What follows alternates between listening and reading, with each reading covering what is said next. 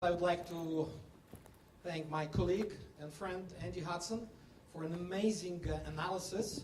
I think it's really very interesting what he did, together with some other scientists, I would say, because this was a scientific analysis of the SDGs actually. So, Andy, thank you very much, and I also liked very much your call for the revolution. I think that's quite important. We now have an honorable panel, and I would like to see if they will support the call for the revolution, or they have other means and approaches in the implementation of SDGs. So let me first introduce the honorable panel. I have here at my left, Tracy Molefi, who is the chairperson of the African Network of River Basin Organizations. I have on my right Jacqueline Mendoza Ortega, the Secretary General of Amazon Cooperation Organization. I have to my right Mr. Didier Dougli, Minister of Seychelles, Minister of Environmental Energy and Climate Change. And to my left, I have His Excellency the Minister Tariq Ibrahim from Maldives, Ministry of Environment and Energy. So thank you very much for accepting to participate in this panel. I will have for all of you first generic or general question. I would like you to answer it in 2, 3, maximum 4 minutes. And then I will have a question more specific for each of you. Okay? All right. So let me ask you the first question, and then we'll probably start with Didier and go this way. Okay? Thank you. As we all know, last year, the Millennium Development Goals were replaced by the Sustainable Development Goals, the achievement of which is a key theme of this conference. What have you learned through this MDG to SDG process? How will you achieve the SDGs in your particular context? And could you give us a very small or one example on how you will mainstream this into your legal and institutional frameworks, please? Good morning, good afternoon, everybody. It's already after 12. Seychelles was one of the few developing countries that nearly achieved the SDGs. MDGs. The only reason we did not achieve it was basically because we regressed on a few issues like HIV and also infant mortality, which was otherwise on things like health, water, education, we achieved all of those. And the reason why basically we did achieve many of those was because of the policies that government already had in place. From very early on, back in the 70s, government took an approach of not leaving anyone behind, not a single child should be left behind. And it becomes very clear when you live in a very small society of 92,000 people, you can't afford to have somebody in your population that is not productive. So from the very beginning, government made a lot of investment in education, in health, in basically gender issues, make sure that both boys and girls were given the opportunity. We made sure that discrimination was not an issue within the country, that every single person had the opportunity to develop himself or herself to the maximum that they could. And also we took into consideration the issue of social justice, so as to make sure that everybody benefited from the economic wealth of the country and that everybody had the opportunity to get a decent job, get a decent home, and to be able to develop his and her capacity. So that helped us in being able to meet most of the SDGs. What we found out during the process that became a problem, why we also did not make progress, was that the necessity to gather data and also to report back on progress. A lot of developing countries, not only small island states, we have a huge problem when it comes to collecting data and information and also analyzing and processing it and making it available so that it can be used to inform decision makers so that they can really make the necessary decisions that, that can move the country forward. Another thing that we found out was that it was necessary for you to have security and peace. For example, around that time we were reviewing our MDGs. There was the problem of the Somalia pirates that was causing a massive problem in the Indian Ocean. And together with other criminal activities, that has got a major impact. In fact, some people were saying that it could have had about it could have impacted on 10% of our GDP per year, which is quite significant. So we believe that peace, rule of law, is critical for you to be able to achieve those targets. Otherwise, you can't build the necessary wealth and capacity and make an investment if you have money that is being diverted to other problems that normally was not a major issue. And also the issue of people getting more affluent. Instead of living the same way that they used to, you have the problem of non-communicable diseases. People eating too much or eating the wrong food, and eventually you have, instead of dealing with the primary health issues that people used to have, you suddenly find yourself dealing with other issues that was not supposed to be the number one issue. And also we found that the MDGs were not targeted towards SIDS. It was very general. And for SIDS, it didn't take into consideration the inherent vulnerabilities of SIDS. And therefore, we found that it was not really aligned to what our needs were. Now, how do we mainstream this into our policies? In Seychelles, most of these social gains is already integrated into our constitution. The constitution makes it a right for everybody to have access to primary health care, education. For 10 years, we've just reviewed it, now it's for 11 years. All the children in Seychelles must go to school for 11 years. It's a must. It's in the legal system. And also for access to decent housing, access to work. So it's part of the constitution. And so at the moment, as we go along, what we're trying to do is to improve on the quality instead of just providing the basics, which is another issue, because you can have a healthcare, but if it's not good enough, then it's a problem. So it's a question of providing quality also. And definitely that is closely linked with the amount of money that you have, and also to be able to have a strong economy. And for many countries, especially developing countries and SIDS, debt burden is one of the biggest problems. And that also is a question that we are grappling with, like many other developing countries, and definitely we will be trying to deal with that. And we've been mainstreaming now the SDGs into our sustainable development strategy so that it becomes mainstream.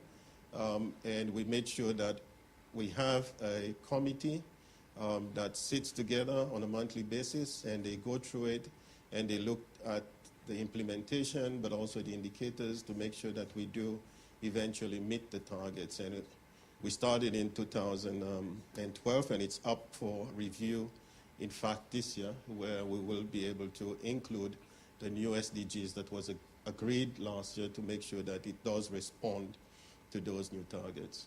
So in a nutshell, this is what Seychelles is doing. Thank you. Thank you very much, Minister. Secretary General, please. Good afternoon, everybody. Thank you for inviting us to this distinguished panel. And the issue is very important. I think the implementation of the Millennium Development Goals give us various lessons, learning lessons that is good to have very clearly to implement the Sustainable Development Goals especially in the Amazon region, Amazon basin countries, and is to go down to the ground with these goals and targets to the people, to involve fully all the stakeholders, and especially the local governments and local authorities, the policymakers and decision makers, because they are very, very responsible to implement in the national plans, in the local plans, this target, this objective. If you don't go to these people to involve fully, you are not doing a lot, enough to fully implement this commitment, this target, these goals. This is something that is a challenge in our countries, and we are working a lot in this area to involve the people, to involve the local governments and local authorities.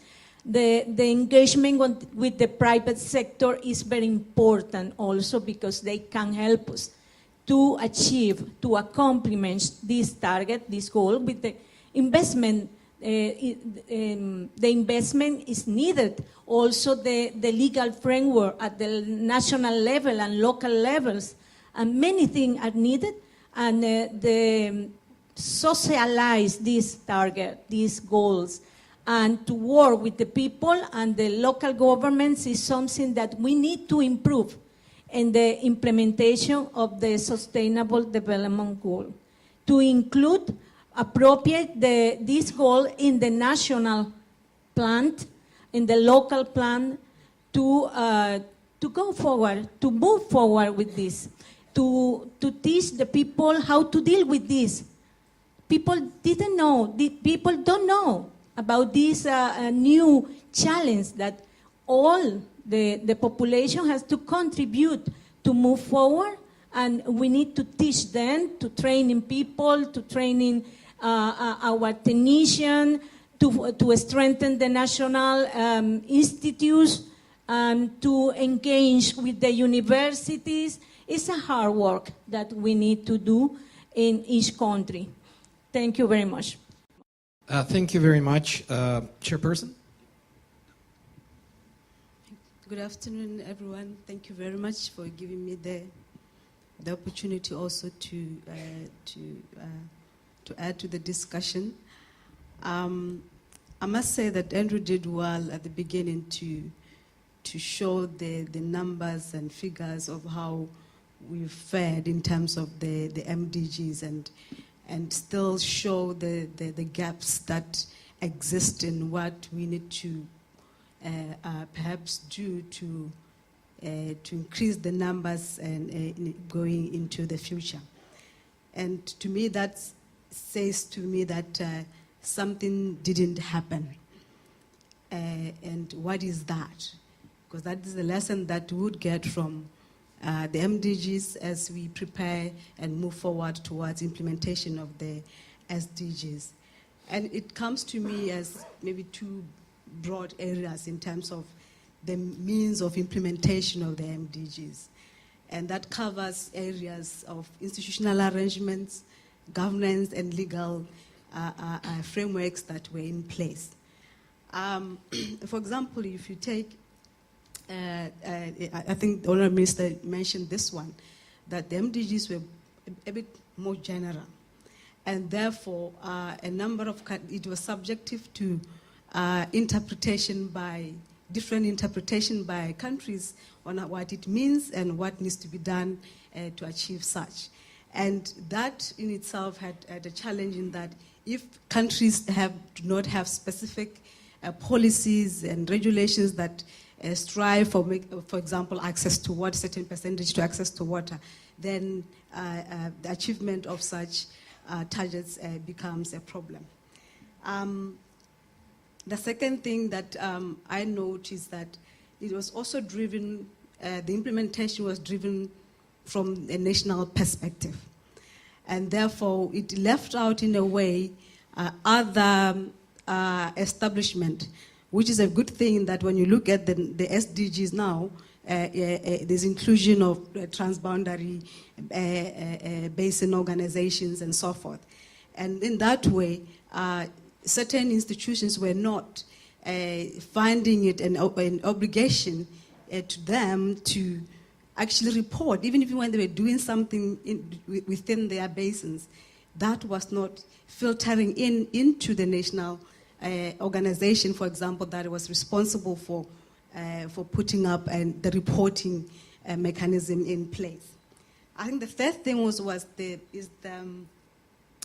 capacity of the states, the different states, at least in Africa. I can give a number of examples to actually collate that information and coordinate the collection of information from the various institutions that we do, because this cuts across a number of sectors. And you find that in most countries, there will be one sector, mainly the one that deals with water, that will be driving the coordination, or foreign affairs dealing with the coordination of that information. But a number of times, they didn't have the capacity to do so. They're under-resourced, and most of them, we still have this challenge of institutions working in silos, people looking at what their responsibilities is, and having no coordinated kind of mechanism or framework to report towards one goal. So I think that, at least for me, it's what we pick and what we learn from the MDGs. In terms of how now do we move forward, how do we then hope to achieve the SDGs?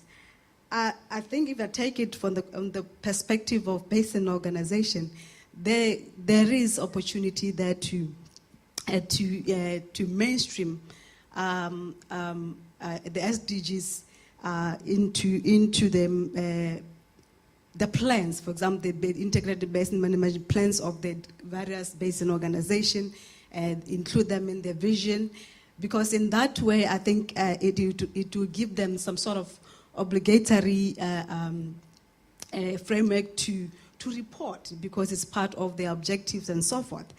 And for those basin organizations that are starting, it's even a better opportunity, because already they can embed that into their planning process.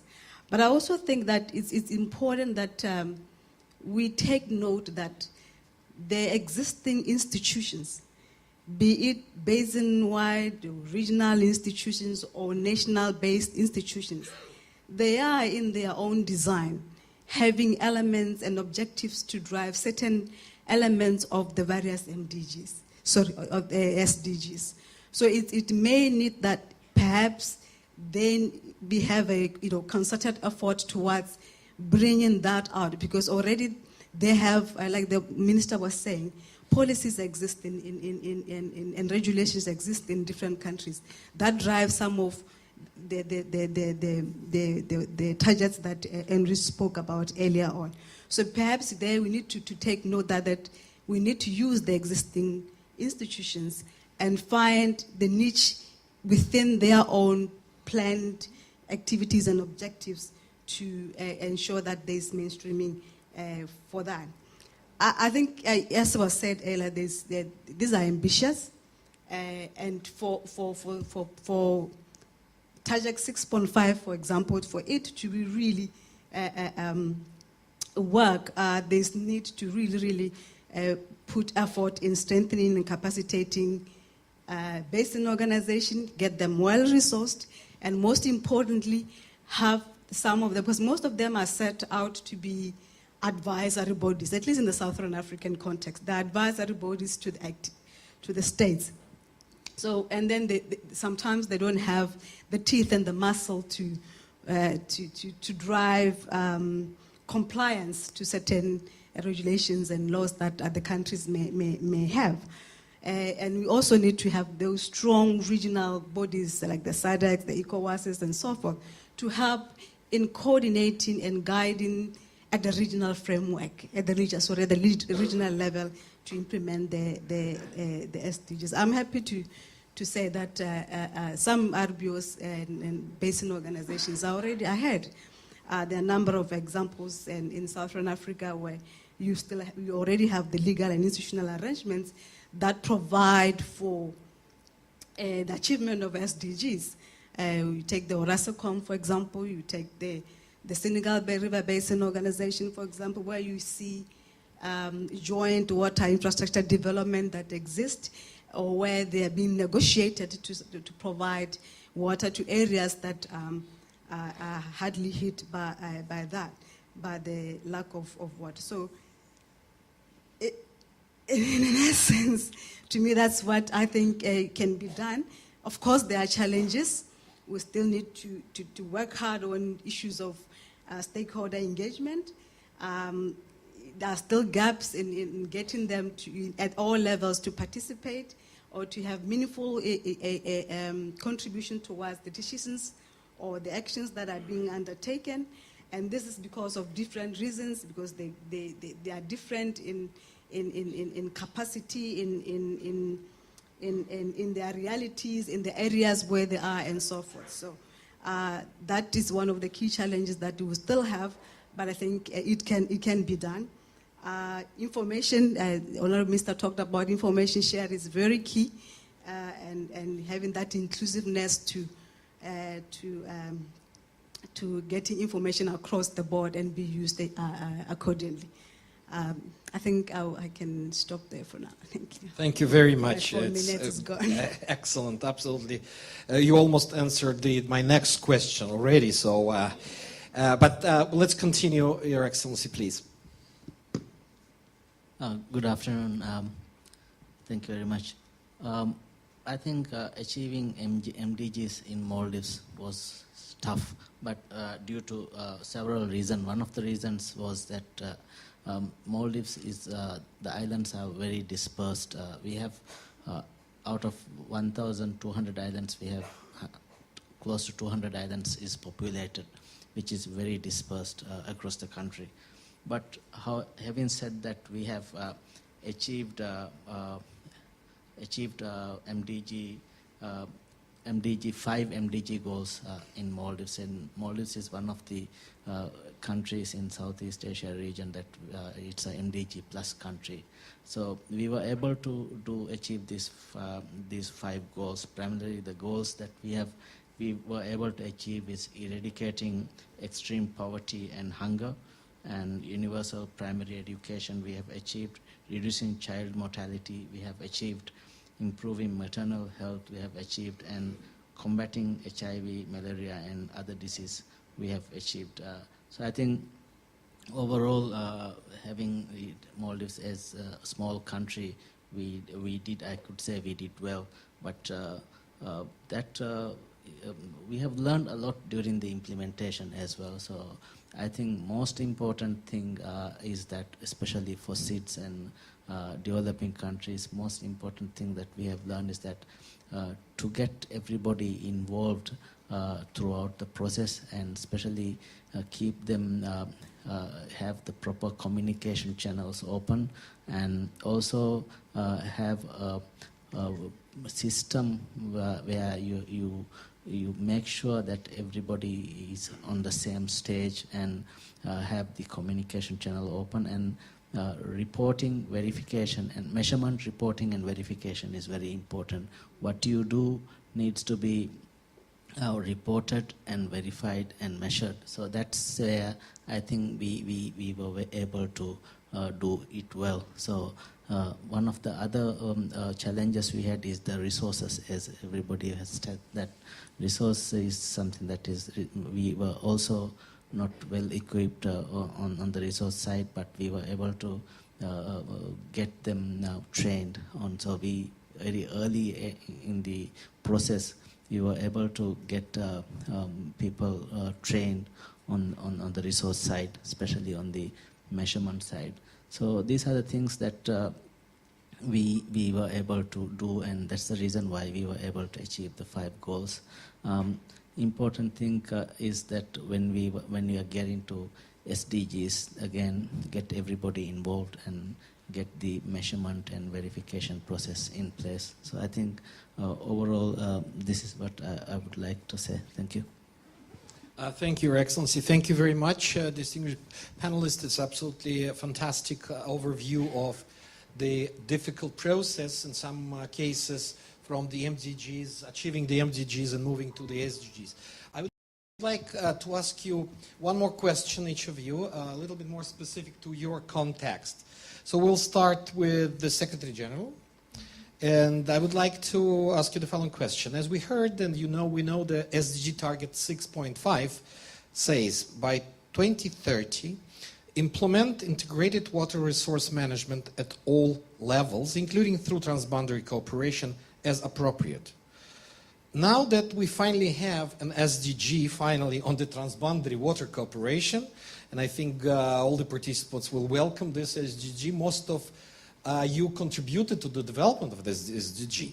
How it is going to impact your work and your cooperation in your specific context with the basin countries? Thank you. We will have hard work internally in the organization, the regional organization, and also with the countries at the national level and local level.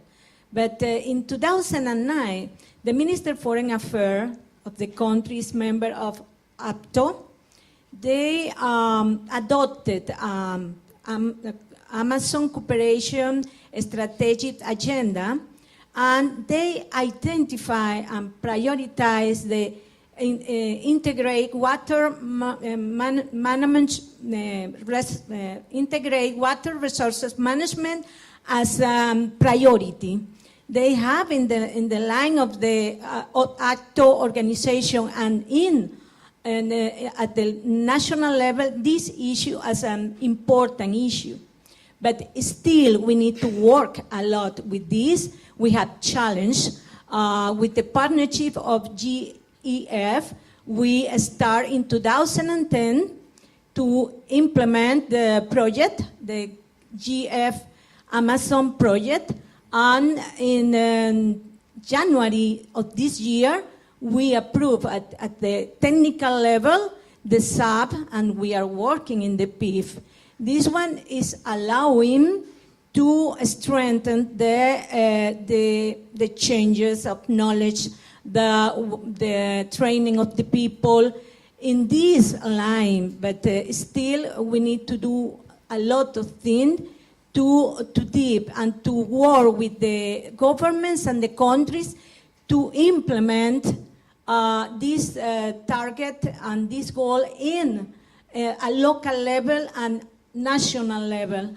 And we had to also to cooperate with them to mobilize resources to strengthen the institutional capacity building and many challenges that we need to do. But at least we are starting and we are very involved in this target, in this goal, and we hope to continue to scaling up the capacity of the countries to accomplishment this goal.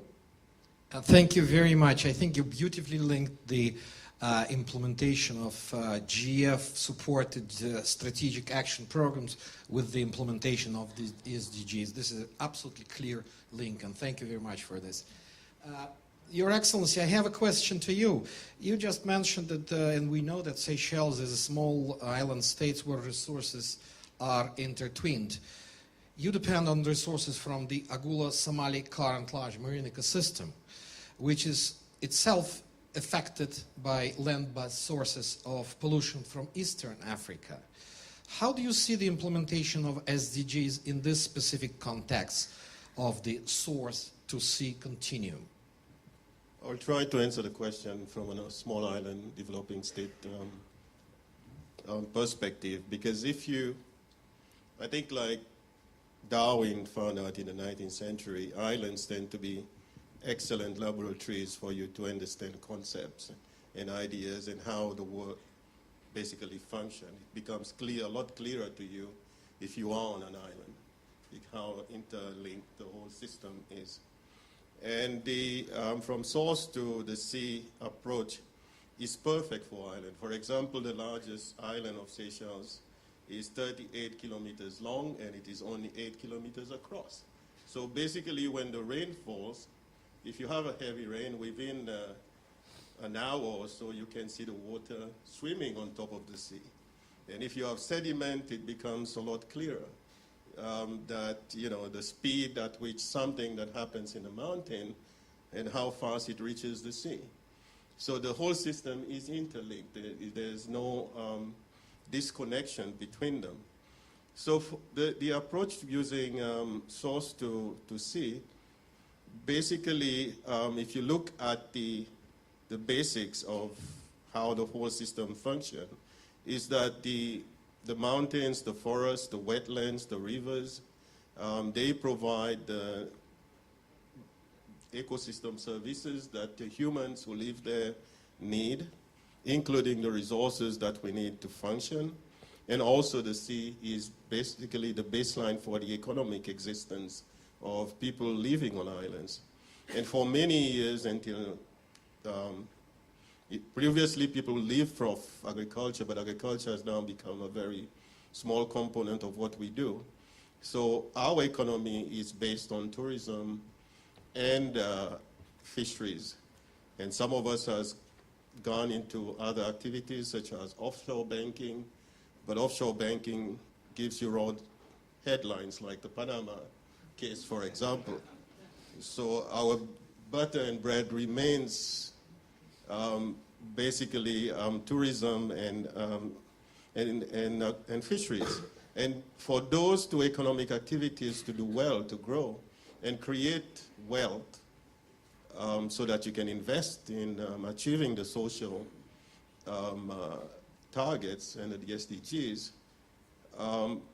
they need to have the right environment conditions. It must be clean, it must be safe, it must be healthy, and it must be aesthetically pleasing, otherwise nobody comes. Nobody's going to come and spend money into your system. So when you have a rich, a source to see approach, it's more comprehensive, it is, brings everything together, and you can basically manage better your watershed system, your waterways, your wetlands, and it maintains the system healthy. And you don't have sediment, you don't have so much nutrients and other waste matters that ends up into the sea, that goes and kill the reef, kill the fish and the main source that you need for you to live on. And for us, from our own experience, that has been critical in making sure that we have the integrated coastal zone management approach where we bring everything together and we treat the system not as different unit, but we treat it as a single unit. And so that all the legislation and standards and guidelines that you take, basically you put it into place so that you safeguard the waterways, the watersheds, and make sure that no development takes place in the wrong places. For example, in Seychelles, on the main island, nobody is allowed to build above 400 meters, which means that by doing that, all the uplands where you have your water system is basically safeguarded. And also it safeguards you against disasters. And you don't have landslides, you don't have sedimentation running down. But then you need to manage the coastal areas better to make sure that you don't develop the areas that are sensitive. For example, you don't go too close to the beach, that all development has got to set back from the coastal edge and also from the wetlands and so on. So the whole integrated approach is, I think, is critical, and that can be replicated onto the continents. Because, as you've said, in Eastern Africa, most of it's not only in Eastern Africa, I mean in all countries, most of the pollution that ends up in the sea comes from the land. It comes from activities of men on the land. And a lot of the marine debris that has been spoke about is also from there. And for us, I think it's also important that there is inclusivity. One of the key things about From Source to Sea is to make sure that everybody is on board. You have a consultative and participatory process where everybody is involved. You get the private sector to be engaged in the process, to invest in the process, but also the communities to take care of wherever they live, in the area that they live, and so on. So in general, this is what I would like to say to that particular thematic area, which I think is very fascinating, important. Thank you very much, Your Excellency. I think one very important lesson that we learned from the SID is that people have stronger sense of ownership of their island, of their water, of their oceans. Thank you very much. The next question to you, Chairperson. You are working in the organization which is facilitating the strengthening of basin organization in Africa, particularly through stakeholder participation in the development of the basin management plans and strategies, establishing integrated information systems and user-pays principle. Could you please give us maybe one or two examples from your work plan? How do you plan to embed the implementation of SDGs? Okay. Thank you very much. I think I would start with noting that UNBO has outlined a vision in its 10-year strategic plan, which is 2015-2024, and the subsequent 5-year plan that's supposed to have started last year. And in that strategic plan, the focus is in supporting African basin organization in developing their capacity to play a leading role in sustainable regional economic development. That's one. And that is hoped to be achieved through promoting cooperative water investments and management, and in addition, enhancing cooperation and exchange of experiences among members of UNBO. And that in itself is also then being translated into the various objectives that are there in the current work plan. For example, we have Objective 2, which has an output 2.1 that relates to the promotion of transboundary cooperation, one, creating new basin organizations and strengthening the existing ones where they need to be capacitated or they need to be strengthened, whether it's issues of developing their legal and governance processes, where they are not there in certain areas to create such. 2.2 talks of promoting cooperative management. I've already said that, as particularly as it relates to groundwater, because there has been note that for some reason groundwater is sort of forgotten. I don't know, maybe because it's underground. We have Objective 3 also that also speaks to investment planning capacity, where we would be promoting concepts of cost and benefit sharing and joint investments and ventures between co-riparian states of the various basin organizations. And that also speaks to translating the SDGs into implementable actions. And that we're hoping that at the level of individual basin organization, through their individual plans, they'll also be looking into that and bring in the issue of inclusiveness. It's pleasing that some are already in the process using the current GEF processes, the TDAs and the SAPs in the implementation of such. Others are already in the process of undertaking multi-sector investment opportunity analysis, which will also be helping in defining and deciding on joint management and joint development of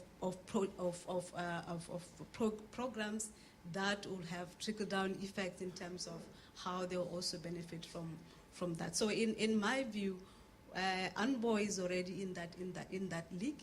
Yes, we have already spoken about challenges. It's very ambitious. It's going to be difficult because we have different countries at different levels of economic, political, and social development, and therefore even priorities differs from country to country. Some may be looking at something else in terms of their economic development, when the others are looking at something else. So there's all those challenges there, but I think the platform exists in terms of what UNBO has done or is committing to do. Of course, there's issues of limited resources, where then that's where we're hoping to have partners come in to assist the different countries to establish their basin organization or strengthen those that exist. Okay. Thank you very much. Thank you. I think you're absolutely right. Through the past 23 years of the IW portfolio, one of the things that GEF projects and GEF stakeholders learn to do right is to support, to strengthen and capacitate the regional basin organizations. And we have several examples of this. So let's hope that we'll continue through the SDG process in doing same. My last question goes to you, Your Excellency. As we all know, we have plenty of policies, strategies that the countries are developing globally, nationally, regionally. But we know also that sometimes there is a big lack in the implementation of these strategies and policies.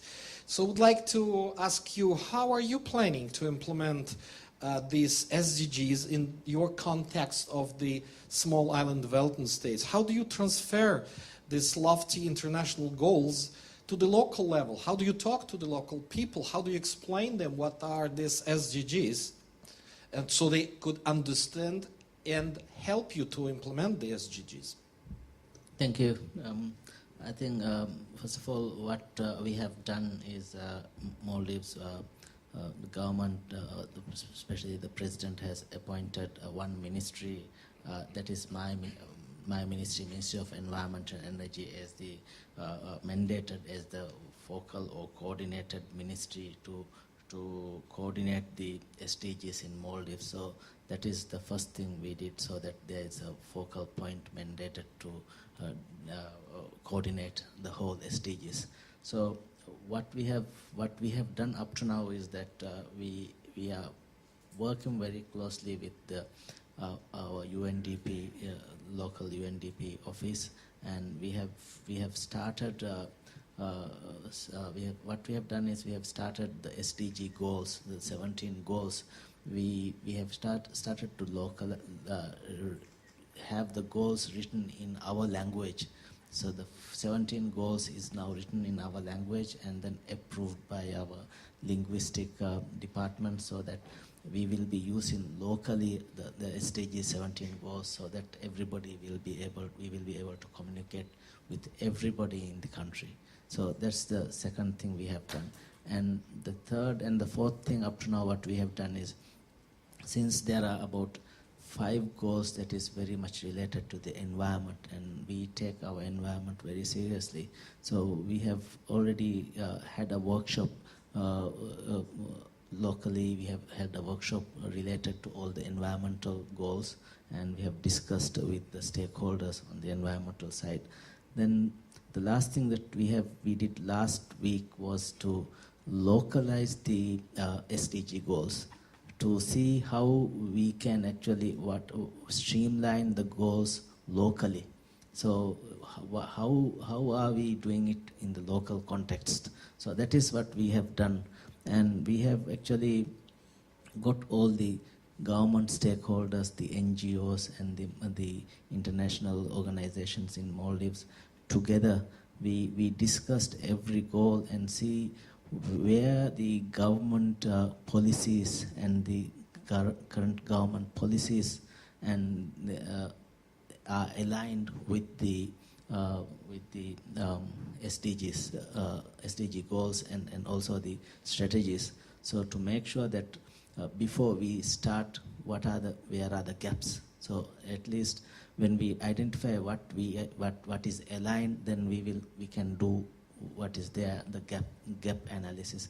So that's what we have started doing, and we were able to get that, and it was very fruitful, and we are now in a position to start talking with the rest of the stakeholders on how we will be able to get the rest of the strategies included. So, and lastly, we found out that a lot of goals are the strategies, and especially the goals. Some of the goals are already enshrined in our